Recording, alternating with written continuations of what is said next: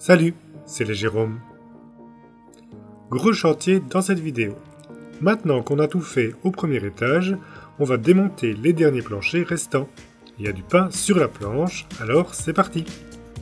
On a commencé par remettre en place un éclairage rudimentaire en prévision de l'hiver, car après le démontage ce sera plus compliqué vu la hauteur. On commence par démonter les planchers depuis le point le plus éloigné de notre accès à la pièce, en toute logique, donc par l'entrée du passage qu'on a rouvert puis refermé après le remplacement des lateaux. Et on tombe tout de suite sur des choses. En effet, les deux poutres de part et d'autre du milieu du bâtiment sont chaînées par ce plat métallique, et assez étrangement, elles ne sont pas en face l'une de l'autre. Et il y a aussi un tirant de façade qui passe à cet endroit. On verra mieux cela une fois que tout sera démonté.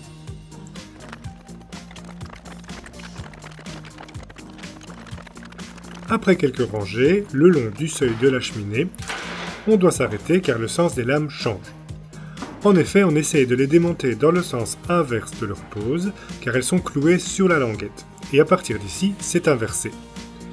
Pour finir la pièce, ils sont repartis dans l'autre sens depuis la cheminée. Et c'est très important pour nous, car comme on veut récupérer un maximum de planchers, en les retirant par le côté où les planches sont clouées, le clou reste dans son orientation d'implantation et il sera facile de l'extraire sans risquer d'endommager le bois. Alors qu'à l'inverse, retirer le côté opposé en premier contraint le clou à plier, voire de fendre le bois, et cela ne facilitera pas le travail pour la suite. On a donc changé de côté et on repart depuis le début du plancher en chaîne. La première lame c'est un peu ardu, mais une fois celle-là dégagée, cela vient plus facilement. Dépêchez-vous, je ne serai jamais prêt, vous passez votre temps à parler.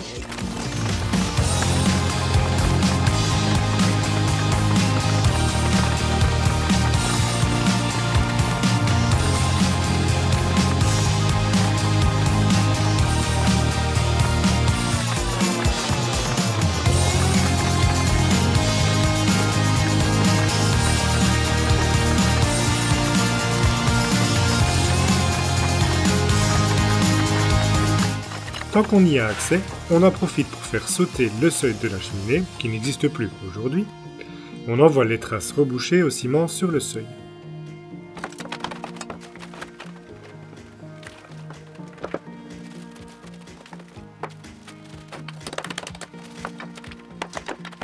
Un beau méli-mélo de ciment, gravat et de plâtre. Sous tout cela, on retrouve la boucle de liaison des deux tirants. Ici, contrairement à celle retrouvée de l'autre côté, il semble y avoir une sorte d'agrafe dans les boucles. On va continuer le démontage du plancher un peu plus loin avant de continuer et de percer la dalle. On se rend compte à la méthode de construction et de la pose du plancher que cette partie est plus récente puisque c'est l'étage modifié lors des transformations. La pose est faite sur l'embourde. Bon, l'aboutage des lambourdes tombe parfois entre deux solives, ce qui ne semble pas idéal, et tout est calé. Sur le côté entre deux fenêtres, les solives ne rentraient pas dans le mur, et un étrier en acier sert de support à quelques solives. C'est juste sous une ancienne ouverture, peut-être qu'en dessous il y avait aussi une ouverture, et on se rappelle qu'avant même qu'on fasse des vidéos, en démontant cet endroit du mur, on avait trouvé une cavité dont le dessus était plafonné avec ce motif qu'on retrouve souvent. On en finit avec le seuil de cheminée.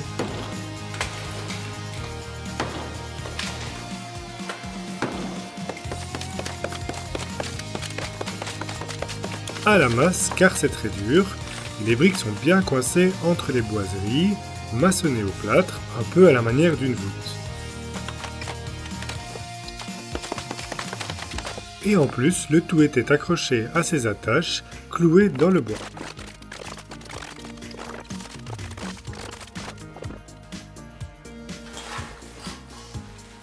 Encore quelques gravats à trier et déblayer. Mais voilà, tout propre. L'air de rien, c'était un sacré volume. Les assemblages sont nombreux et il y a des barres d'acier, comme le bois ne peut pas être scellé n'importe où dans ce mur de cheminée. Alors, petite note à propos des corniches moulurées, même si on mettra certainement de la filasse lorsqu'on traînera la reproduction des profils, il est intéressant tout de même de noter qu'ici, il n'y a aucune filasse ou armature. Et on peut dire que c'est du solide. Évidemment, avec l'épaisse couche de plâtre, ça aide. On devine plusieurs couches différentes de plâtre. On pense que le plus gros du profil était réalisé au plâtre gros et peut-être chaud aérienne pour le dégrossi, puis une seconde couche pour préformer la corniche qui semble avoir été finie ensuite par un plâtre fin comme patine. À croire que cela a été traîné sur place, et dans ce cas ce serait de la gypserie plus que du staff. Bref, on peut donc terminer cette première partie du plancher avec les quelques lames restantes.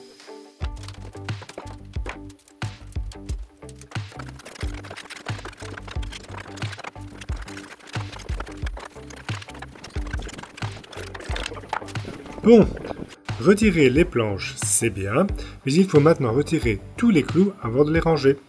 On est vraiment content, car contrairement aux autres étages, peu étaient en mauvais état, et on a pu retirer tout quasi sans casse ou arrachement.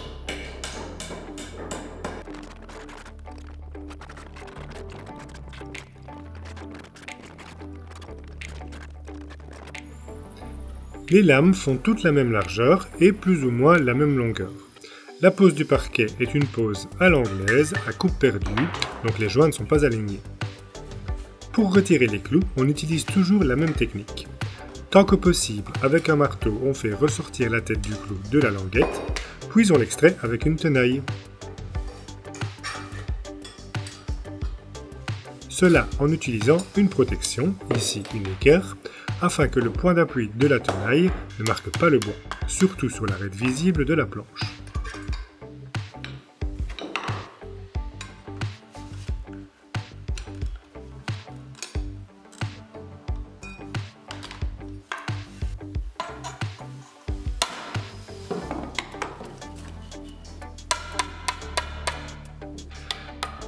Dans le cas de clous vraiment récalcitrants, qui ne bougent pas ou se plient, on utilise la tenaille pour le sectionner et n'en laisser qu'un plus petit morceau, et on réessaye.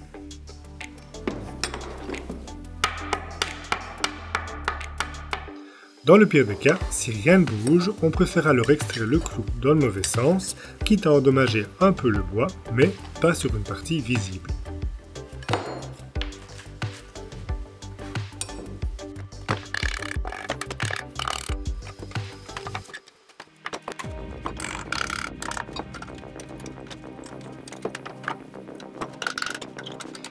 Voilà qui nous fait un bon paquet de planchers qu'on va aller remiser. Et pour faciliter le transport, on les a emballés par paquet dans ces vieilles cendres d'emballage récupérées.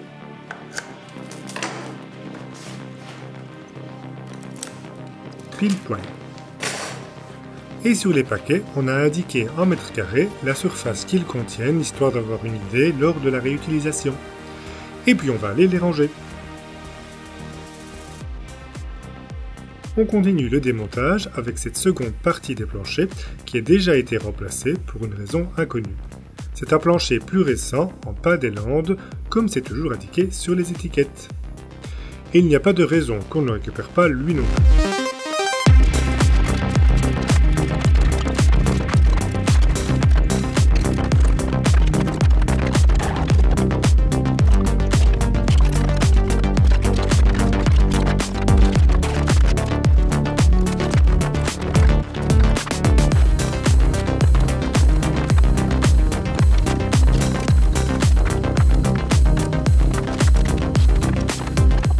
Ponctuer de petites pauses car c'est assez intense comme exercice.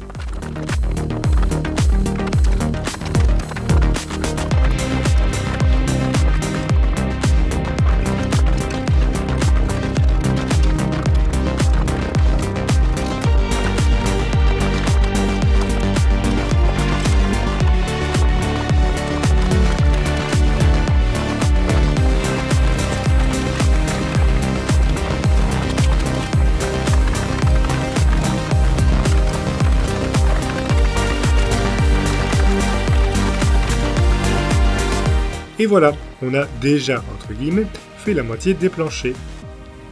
On peut voir les lambourdes et c'est assez surprenant, certaines ne touchent même pas les solives et c'est juste le clou qui les soutient.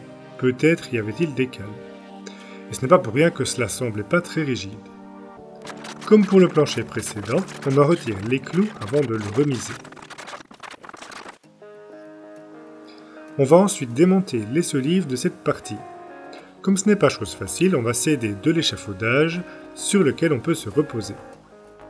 Sans oublier d'abord de retirer toute l'électricité temporaire qui est accrochée là-dessous. Et puis, c'est parti! Au pied de biche, ce qui est bien nécessaire vu les énormes clous plantés dans tout ça.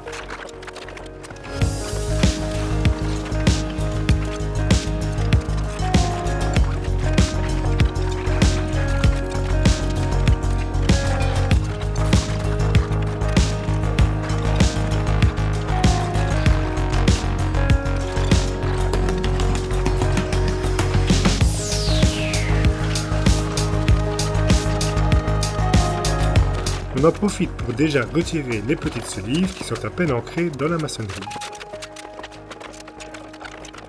Puis on démonte encore une autre petite partie de plancher qui a déjà été refait et qui était une petite salle de bain.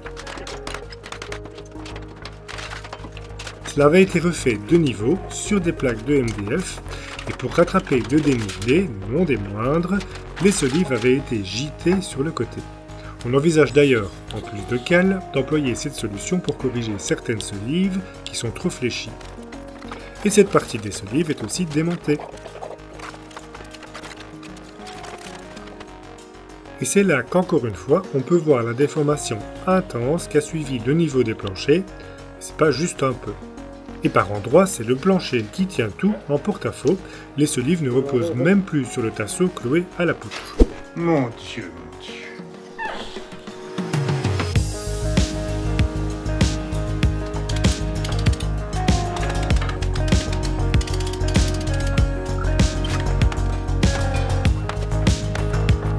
Bien sûr, comme après chaque étape, il faut trier, nettoyer, déclouer et ranger.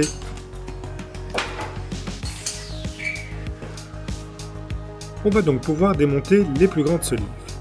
Il s'agit ici d'une structure peu ordinaire. Les solives de 4 mètres sont assemblées par tenons mortaise dans les poutres secondaires. Elles-mêmes composées d'une poutre principale et de part et d'autre de tasseaux et de poutres en biseau, le tout boulonné. On voudrait pouvoir récupérer un maximum des solives, alors plutôt que de les scier aux extrémités, on va simplement démonter les assemblages, mais pour cela il va falloir écarter les poutres secondaires, qui en passant ne sont pas toujours en bon état. Pour une solive sur deux, il y a une cheville, donc en premier lieu il faut les retirer. Et on a été assez surpris car ce qu'on avait pris pour des chevilles en bois était en réalité des chevilles faites de tiges métalliques.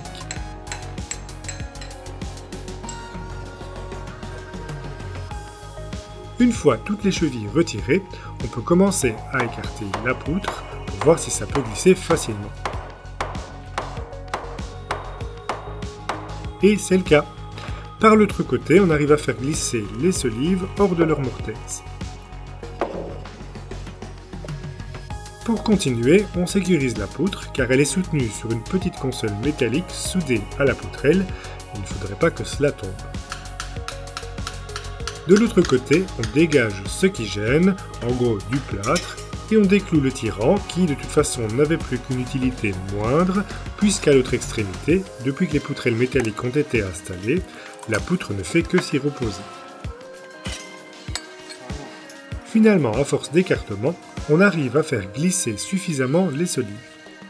Et il y a un fameux tenon, cela doit rentrer jusqu'au centre de la poutre. On arrive donc à les dégager de cette façon.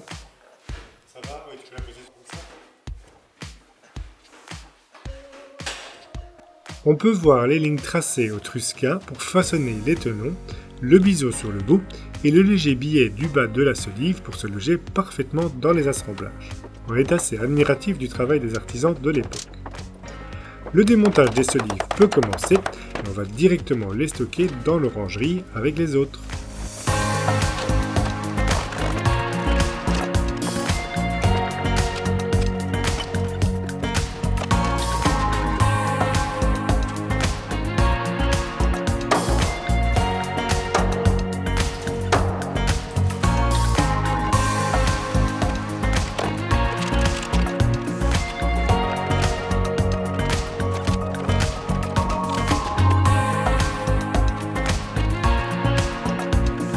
Pour la dernière, avec les assemblages et l'acier ancré dans le mur de cheminée, c'est un peu plus compliqué. Et cette solive a, en plus de son assemblage tournemortaise, un étrier en acier. Sans doute que sa section plus importante a justifié ce soutien supplémentaire. L'acier est retiré, tout comme ses boiseries perpendiculaires, ce qui permet de retirer la solive.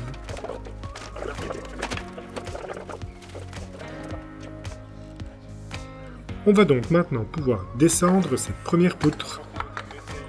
Comme cela représente un certain poids, on s'est dit qu'il valait peut-être mieux d'abord désassembler les différentes parties avant les manipulations. Le bois sur le côté est maintenu par des tiges métalliques, une sur deux est sur la forme d'un boulon, l'autre comme une simple cheville.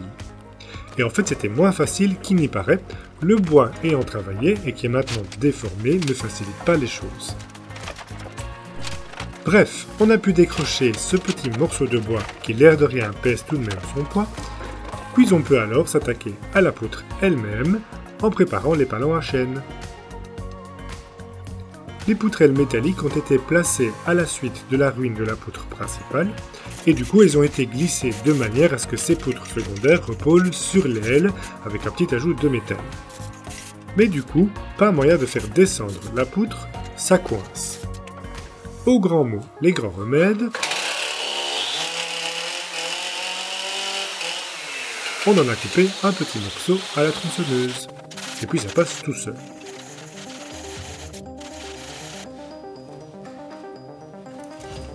Au sol, on peut donc retirer les boulons hors de leur trou, en s'aidant d'un autre si cela a tendance à coincer.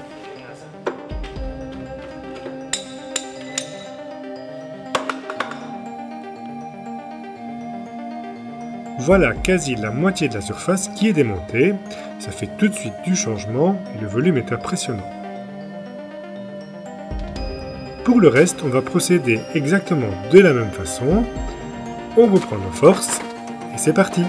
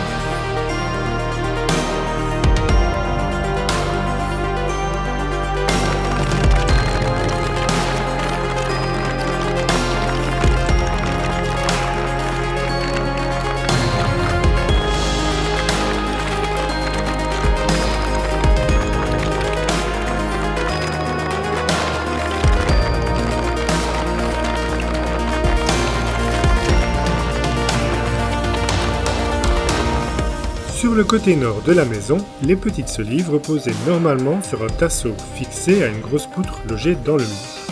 Mais avec l'écartement de ce dernier, on voit qu'il a fallu ajouter des morceaux de bois pour augmenter l'épaisseur. Quand bien même, certaines solives ne reposent qu'à peine, juste pour dire. Ici aussi, il va y avoir du travail. Au fur et à mesure du démontage, on a continué à trier et récupérer les planchers, retirer tous les clous et puis assembler les tas de lames en vue de leur réutilisation.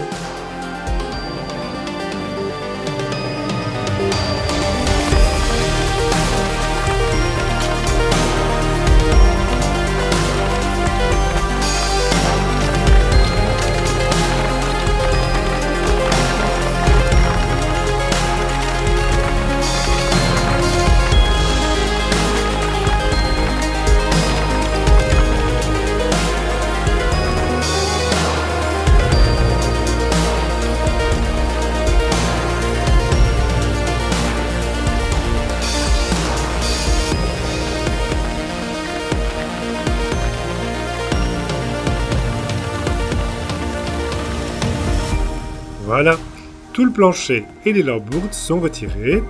Il ne reste plus que les solives et les grosses poutres. On y est presque.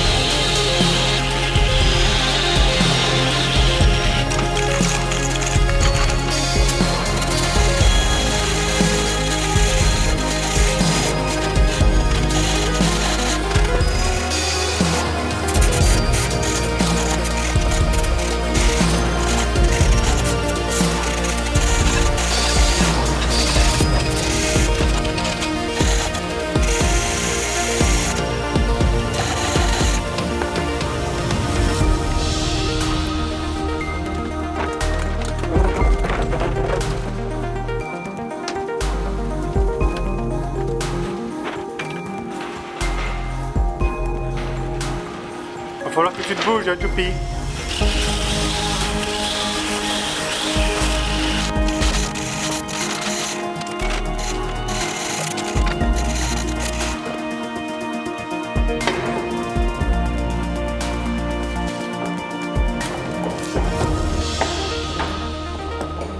Pour le démontage des poutres secondaires, finalement c'était beaucoup plus simple à faire au sol après manutention, quitte à ce que cela soit un peu plus lourd. On a pu voir quelques montages un peu étranges, peut-être des renforts, mais on ne comprend pas bien pourquoi. Et alors, certaines tiges/chevilles n'étaient vraiment pas faciles à retirer. Entre les deux pièces, le bois n'est pas en super état. On voit qu'il a fendu tout le long des trous des tiges, ce qui n'est pas super car c'est à ce niveau qu'il y a les mortaises qui se sont donc ouvertes. Et puis alors il doit y avoir eu de l'humidité ou de la condensation car on peut voir des traces de champignons, des filaments blancs de mycélium.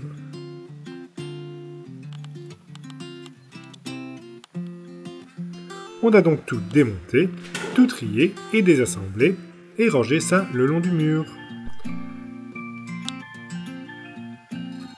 Voilà, c'est fait, et ça fait un sacré vide.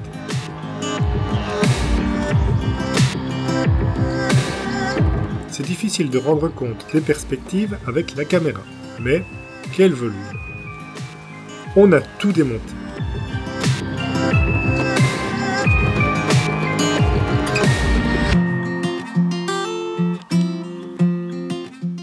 Et on regarde les poutrelles du grenier qu'on a posées il n'y a pas un an. Cela semble si inaccessible maintenant. Pourvu qu'on n'ait rien oublié d'important là-haut.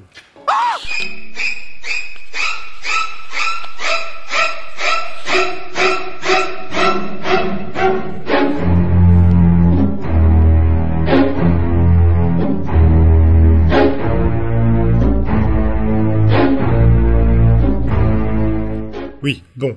Les bières pour fêter ça, ce sera pour plus tard. On n'a pas tout à fait tout démonté puisqu'il reste encore les deux poutrelles IPE qu'on va déposer. Elles sont assemblées par des U entre les deux. Et d'ailleurs on peut voir qu'elles ne sont pas au même niveau. Ils ont dû s'adapter jusqu'où les poutres secondaires voulaient bien remonter lors de l'intervention. Les U sont soudés aux poutrelles, mais après la soudure, cela n'a pas été protégé contre la rouille et on peut voir qu'avec les années, cela s'est un peu corrodé. Première chose à faire, séparer les deux poutrelles. Il se peut que les deux poutrelles soient en tension l'une par rapport à l'autre, on n'en sait rien. Et lors de la coupe, il ne faut surtout pas que le disque de tronçonnage se retrouve coincé par deux morceaux de métal qui se rapprochent et le serrent. Ce serait très dangereux. Du coup, avec des cales entre les étais et les poutrelles, on induit une force d'écartement entre les deux poutrelles via pivot pour éviter cela. Et puis, on peut disquer. Sauf que la position n'est pas du tout agréable, ni pratique, et les ailes du U nous gênent, même en les coupant pour faire de la place. Et puis, on a essayé avec la scie sabre. Les lames qu'on a sont en effet prévues pour bois et métal. Et là, pour nous, c'était magie et miracle.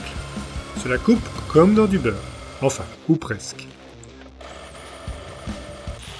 On préfère nettement cet outil du coup, beaucoup moins dangereux, moins encombrant et surtout plus maniable et rapide au final. On peut voir qu'une fois que le métal se rompt, il y a bien une contrainte d'écartement, ce qui était recherché.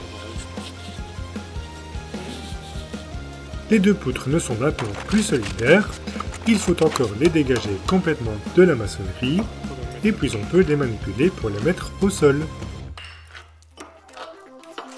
Pour que les plateaux roulent bien, il faut aussi faire un peu de place et de nettoyage. Ah oui, à chaque étape, il y a toujours de la crasse qui tombe.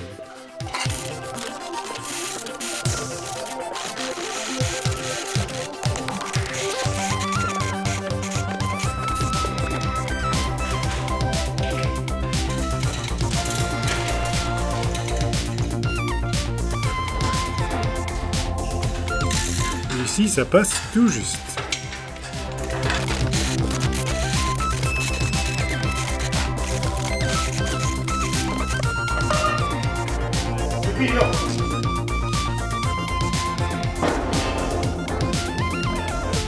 Et voilà, ce coup-ci, tout est vraiment démonté jusqu'au rez-de-chaussée.